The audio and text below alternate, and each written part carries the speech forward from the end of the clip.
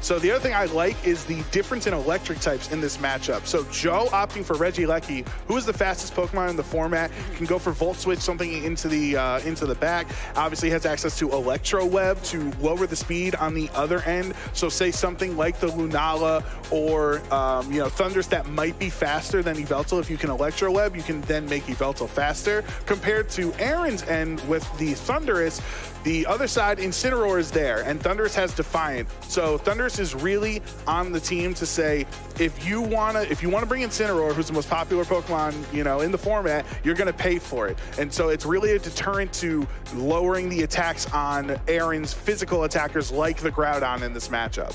Yeah, it's like if you want to be lowering the attack at this point, it's at, you know, what cost? Because the last thing you want to be doing is, you know, enabling this Thundurus all of a sudden allowing it to be building up this attack. But time to head into this match. It will be the Thundurus that we were talking about to start here. And Venusaur is on both ends of the field, but Joe going to be leading with that signature Yveltal. Yeah, so right now, the Thundurus is the fastest Pokemon on the field here, so obviously both of these trainers know it, but they both have access to Groudons in the back. So it's a bit of a chicken match right now. Do you expect, very common for the dynamic speed changes, if you switch Groudon in, thanks to Venusaur's Chlorophyll ability, it will double its speed instantly and then be able to attack faster. So does one of the trainers do it? And yes, Joe is deciding to get the Sun here. Yeah, swap out the Yveltal. It's going to be bringing the Sun. Also, make sure this Yveltal can't get hit with an electric type move. Aaron going to just go ahead and just go on the aggressive. Going to be a Dynamax to start out the match. 5th round heading into the tournament, and it is going to be the Max Thundurus. That's very scary if Joe clicks Sleep Powder, because you have to worry because of Chlorophyll. It will be attacking before Thundurus. At this point, it's down to it. It is going to be going for the Sleep Powder, but it's going to actually be Safety Goggles. So yeah, maybe it's dangerous, but it's not going to be doing anything against those Safety Goggles. And a Sleep Powder in return, well, is Groudon no goggles? It's going right to sleep. This is going to allow now for a Max Airstream to be coming out from Aaron.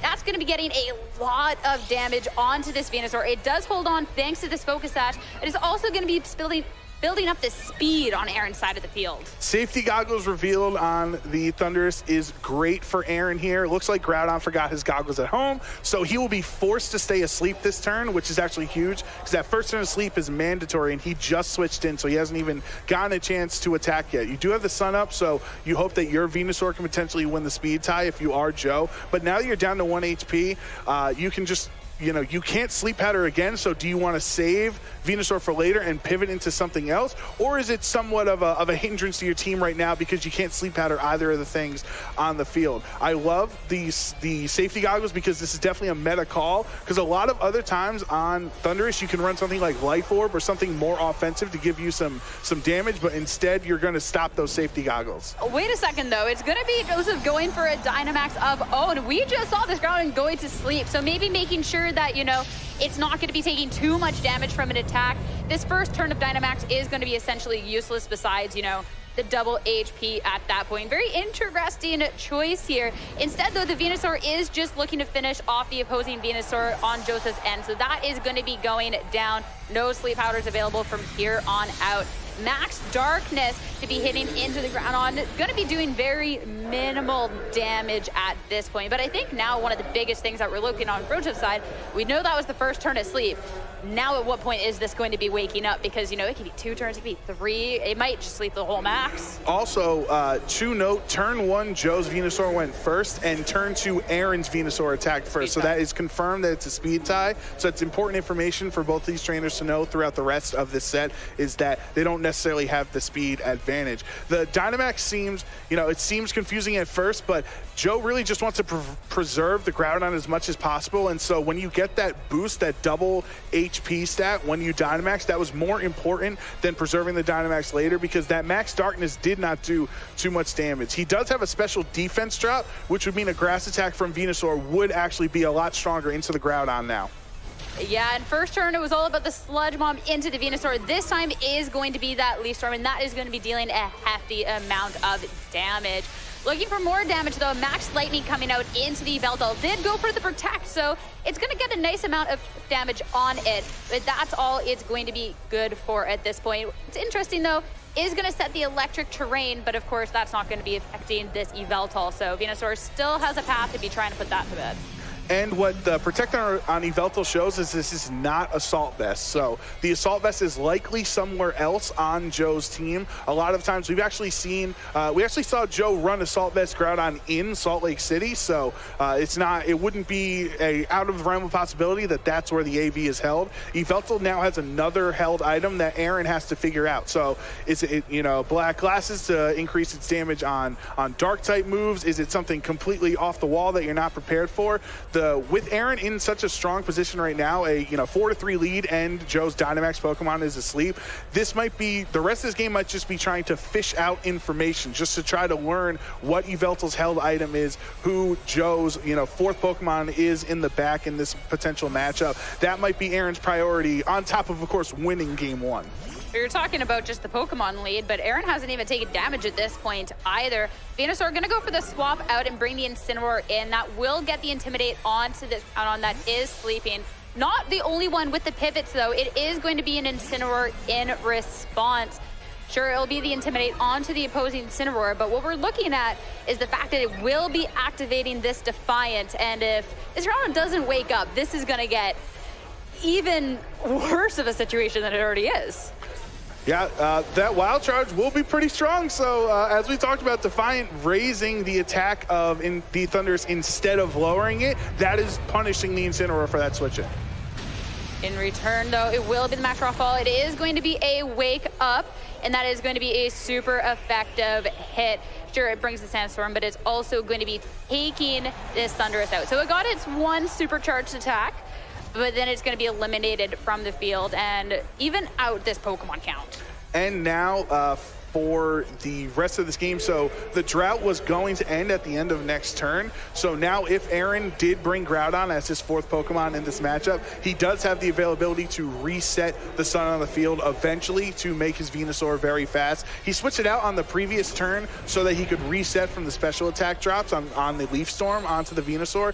So now by bringing Groudon in here, Joe is in a difficult spot. His Dynamax is over, so that actually makes the choice a little bit easier to switch Groudon out if you want to, but he's already at half health, and you're in against, the Fire-type Incineroar and the Groudon, and Venusaur is in the back, so I don't know, what else Joe is expecting out of the Groudon. It might be the full health Yveltal in the back. That could be the best option, as now the best damage attacker on Aaron's end of Thundurus has been knocked out. So Yveltal is not worried about getting hit by a Wild Charge or anything that would be super effective at that point, unless it would be a non-same type attack bonus Rock attack from the Groudon. Yeah, well, even just the fact that it just seems like an uphill battle at this point from Joseph. The fact that, that Sleep Powder on that first turn didn't connect, but being able to get that Thundurus out to maybe have a better end game with this Yveltal is going to be nice. But until then, you just got to be getting this damage out. We have Flare Blitz coming from Aaron, going to try and deal a good amount into the Groudon, not going to be picking up that KO. It will take some damage in return, though, and it is also going to be revealed that it does have a berry on its side to be recovering that HP. Yeah, a different kind of berry, because many of the Incineroars we've seen throughout this metagame in Series 12 have been running Shuka Berry to help against the damage output from a super effective ground type attack. So the fact that Aaron is running a recovery berry means that maybe it's potentially trained his Incineroar to survive a Precipice Blades while Groudon's intimidated. It must be some sort of calculation where Aaron feels confident enough to drop the Shuka Berry and then gain the Citrus Berry to actually get more health recovery so Incineroar can stay on the field for a longer time. Yeah, and I mean, the longer Incineroar gets to stick around, the more of a hassle that it can be. At this point, the Incineroar on Joseph's end is going to be swapping out and take down the Incineroar onto Aaron's end. That is definitely going to be a nice, healthy pickup. Of course, the berry had recovered the HP. Not going to matter against this Groudon. It's going to be a Citrus for the Groudon on Aaron's side. So berries all around. It will be in return. The Groudon, though, just managing to survive the hit. Yeah, 4 HP on this Groudon. So the fact that it Dynamaxed while asleep you know, forever ago at this point and has still hung on this long is a really nice for Joe. You do have Venusaur back on the field while the sun is up. There still are a couple of turns. There's 3 turns of sun left. So this Venusaur at full HP is going to be very fast. If it is holding a Focus Sash, like how we saw Joe's was, that means you're going to have to dedicate 2 separate attacks into knocking it out. So that could be a Precipice Blades Oblivion Wing, or, you know, potential, you know, fire attack, and then another Oblivion Wing from the Yveltal. Yveltal, if he does have the Oblivion Wing, can recover some of the HP of the damage it does every turn. So if you hit Venusaur super effectively, that's actually a lot of damage, which would mean a pretty sizable amount of recovery going onto the Yveltal. So Joe definitely doesn't feel like he is out of it at this point yet. Yeah, it does have a Pokemon advantage, even if nothing is looking too healthy. Yveltal going to go for that Protect, as Groudon is going to be KO'd by this Sludge Bomb. That's going to be putting both of these trainers down to their final 2 Pokemon. The Electricity also going to be eliminated from the field. Aaron really pinning Joe on that turn with any decision he wanted to do. The safe Sludge Bomb, Rock Slide, what it did was, if you protect the Yveltal, it doesn't matter because I knock out Groudon anyway with Sludge Bomb. However, if you go offensive and try to bring my Venusaur down to its sash, you're leaving yourself open to a Rock Slide and getting hit super effectively. So that was a really smart play out of Aaron, who is a trainer that you've seen throughout the years is really well equipped to dealing with not only his own best turns of protecting, but also the opponent's best turns of when they want to protect. So very safe and very consistent play out of Aaron. And now with the 2-2 count and 2 Pokemon weak to Rock Slide, he is looking strong. At this point, though, that Incineroar hitting the field does mean it gets a Fake Out, and it is going to be hitting into the Venusaur. That's going to make sure it flinches as well, break any potential slash, and allow this Yveltal to hit a huge Oblivion Wing. That's a lot of HP recovered at this point, and it's now going to be Aaron down to his final Pokemon. And Swords Dance going to be revealed in this spot. So sure, a 2-1 count, but now a really boosted attack. So Aaron realized that the Incineroar switching in lowers his attack. So if you have Swords Dance, it's going to raise your attack by 2 stages, so that will negate the Incineroar's attack, make you stronger. As well as Rock Slide, as I mentioned, it is not a, you know, Groudon's not a rock type, so he doesn't get the benefit of that extra damage from it. And it's a spread attack, but the foul play! Sure, you might have boosted your attack for a potential great end game position, but that's just going to make this Yveltal so strong. And despite a very bumpy start, Joe gonna be taking that first match. What an adjustment coming out.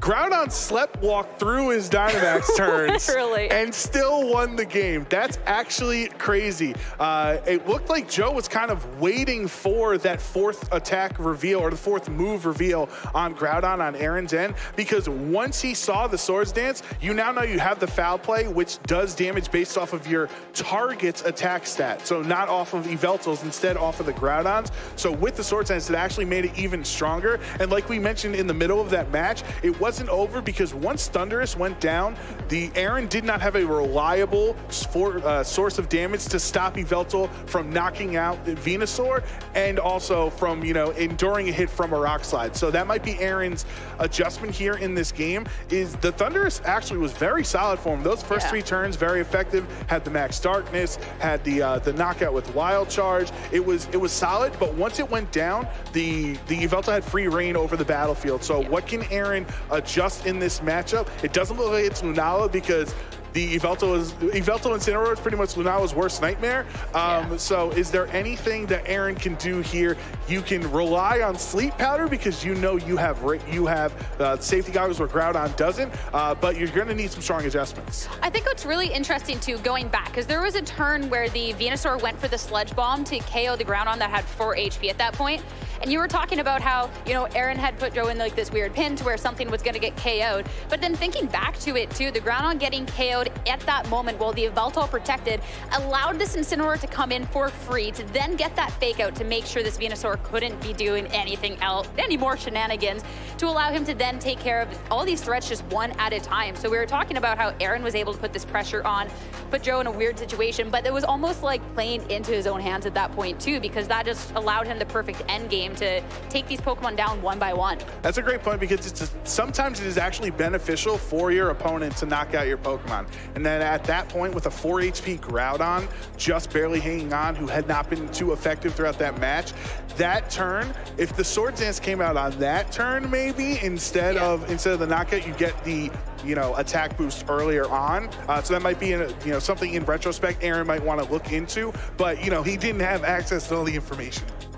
I know, but that is huge information revealed just at that end of the game too. I feel like both players were able to get a lot of healthy information into this. And the fact too that we were talking about Aaron playing, something that was good, but sometimes a little bit of different choices that you might not necessarily expect. Joseph managing to get that information on the last turn, like nonetheless with that Swords Dance, being able to get that information, knowing that sure, if I do something passive again where I'm just going for a swap or a protect, that is a consistent danger that Aaron could just try and set up. That's fantastic for this game too. I do also love for Aaron, the Thundurus, it was so confident of him turn one, because he's like, either Venusaur misses Sleep Powder and he doesn't learn my held item, or he gets baited into Sleep Powdering the Thundurus, and I just get a really strong attack off, bringing it down to its Focus Sash.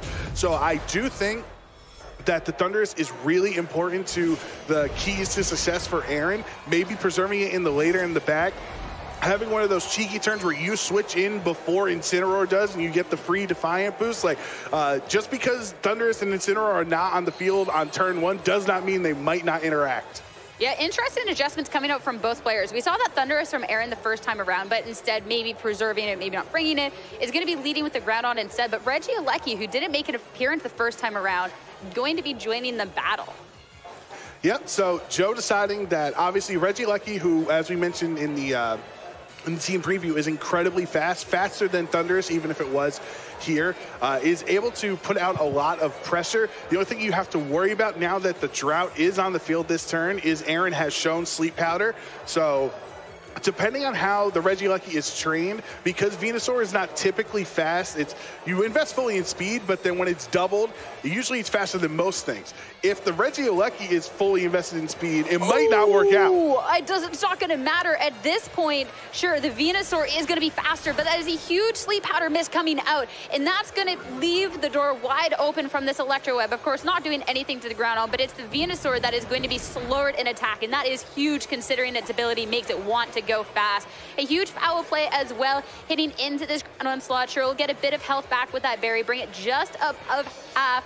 The Swords Dance coming out, now that this Yveltal going so fast is going to put that pressure on that this Groudon not necessarily safe if this Venusaur doesn't put pressure back on this Yveltal. Yeah, Aaron has to worry because the Venusaur is now slower than Regieleki thanks to the Electro Web. You might have to waste a turn switching out, and what that does is it allows Joe to either freely attack either, there's no other ground type, right? You see Groudon on the right slot, so he can Dynamax Regieleki if he wants to, which is a really strong Dynamax option. You have really strong base-powered Max Lightnings, as well as your ability to, do more damage with electric attacks, and if it's holding a magnet, which will boost it by 20% even more. We know it doesn't have Sash because Venusaur is holding that. So this is a very tough spot for the Venusaur slot because he's slower than the Regieleki, and now the Regieleki is Dynamaxed. You gotta love a Dynamax Regieleki, that is for sure. And most certainly going to be the fastest thing out on the field now thanks to the Electro Web last turn. So definitely looking to apply this pressure, but not going to be the only one. Aaron going to be responding with the Dynamax in the weird spot because, the Groudon did just set up with this Swords Dance. It is going to be going and try and making, taking advantage of that with the Dynamax. Right, but that will let Joe take advantage of the Swords Dance and foul play into the Groudon. He does have an increase to his HP by Dynamaxing, but he still is a +2 attacker. The Max Strike coming out, that is going to be dealing a good chunk of damage, way more than an Electro Web would, into the Venusaur, but more importantly, going to be slowing the speed on both of these Pokemon as well. So if there was any, questions about any speed interactions, but the foul play is dealing so much damage, it's just not going to be enough. And Venusaur, sure, it has been slowed down, but these Sleep Powders are still going to have an impact. Even with the Life Orb, that was not enough to knock out Groudon, and now at 14 health, Aaron is able to respond and get rid of the Yveltal. Yveltal, that absolutely no chance against the Pleasure Ground. That is for sure. And considering just how much work that Yveltal put in the first game, that is a huge blow at this point. Regieleki does at least get to sit pretty, and Aaron, he did take a lot of damage out on the field. And we do know that there is that max strike capability on Regieleki, so it's not like the Groudon's immune to anything this Regieleki throws at it. That is the big benefit for Joe on this turn, is that Groudon being so low, even though it hung on during the previous turn, now any type of light breeze will be able to knock it out since it only has 14 HP. So I don't think a fake out would do it, since fake out has a very low base power. So you might want to fake out the Venusaur slot instead and then max strike into Groudon. It does sometimes feel a little bad wasting a Dynamax attack into a Pokemon who is so low HP, but understanding that this Groudon, because of the Swords Dance, is such a huge threat and can max quake your Regieleki, you have to make sure that you can handle it. So does Aaron go for a more defensive option potentially in max guarding? Something that, you know, we've seen can be really game-changing is when you're Dynamax, sometimes max guard is much more effective than whatever Dynamax attack you want to go for, because you're really putting your opponent in a very difficult position. And that's exactly what we're going to see here. It will be the max guard coming out, but instead, the max lightning going to be hitting into that Venusaur slot, feeling comfortable that, yes, I am going to be taking out this Venusaur with this max Regieleki. What's to keep in mind, too, the Groudon does have that speed drop, so maybe just, okay, I can just clean it up with something else. I'm not too concerned about it. This covers for the max guard as well. The Flare Blitz is going to be the move of choice. It's not going to be doing too much, but it's not wasting the max move onto that Venusaur slot, and it's going to be taking Joe's first KO. Really smart move out of Joe there, because of the max strike, Groudon was now slower than Incineroar, so you were naturally faster, so your Flare Blitz would have been able to obviously take out the Groudon here. So by Regieleki targeting down Venusaur, you essentially didn't have to worry about getting max quaked on that turn. Yeah, and now Aaron revealing that Lunala going to be brought into this, and this is big too, because Aaron's already gotten rid of the Yveltal from Joe. We were talking just how, you know, not great of a matchup that is Lunala all considering, but Yveltal's gone. That's going to give Lunala a chance to make some waves. Max strike from Regieleki. Critical hit, not like that's just going to matter. That's just for a little bit of fun there. Just a little bit of damage done to make sure this Groudon is going to be completely KO'd. It's going to get a speed drop from the Lunala as well. Not that that's, you know, too troublesome. Instead, Incineroar with the parting shot to try and slow it down in other ways. Aaron is down to his final two Pokemon here. He has to reveal it, either the Incineroar or Thundurus. Regieleki's already there. Thundurus is likely in the last slot. So Joe with that parting shot. This Lunala is never able to switch out. It can get back up to neutral if it uses the Meteor Beam with its Power Herb, but it will never get back even stronger. So when you preserve that Incineroar for later on for even more parting shot pressure, slowly but surely you will whittle down the Lunala's damage abilities. Yeah, and not allowing it to start, you know, snowballing in its own right is going to be absolutely huge. And what's also really big about this parting shot is the reposition that's coming out, because that Meteor Beam would have done a lot of damage into this Incineroar. Oh, yeah. Instead, Groudon taking the hit, doing Pebbles worth of damage. Yeah, that was a really safe switch also for Joe, because he understood that he was able to that he was going to be safe on Incineroar, not worried about taking it. And again, the use of max strike instead of max lightning.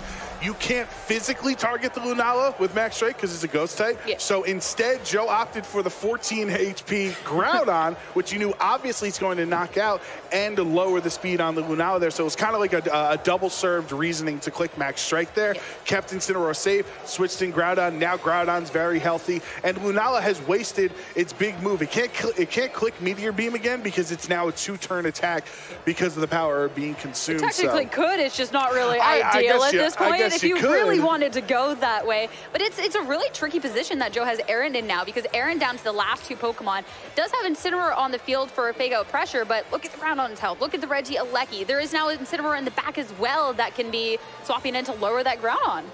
Oh, yeah, for sure. And so the healthy thing for Aaron was wait till Yveltal's out and let Lunala come in and sweep. But Joe was able to preserve the rest of his field so well that he didn't actually need Yveltal in this matchup to be his win condition.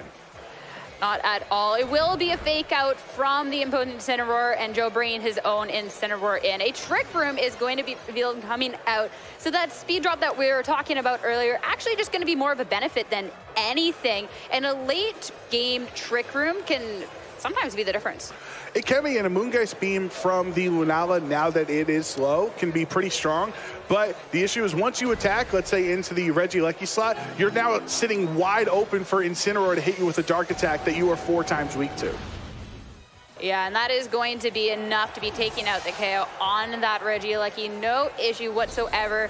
I mean, we did see earlier that there was the Flare Blitz on Joe's Incineroar, so thinking of how it's going to go, actually is still going to have it. So wasn't necessarily sure, just considering what people like to be running, but instead showing that Throat Drop is there, dealing a good amount of damage considering the ability at that point. And now Zone Ground on to come out and join the party.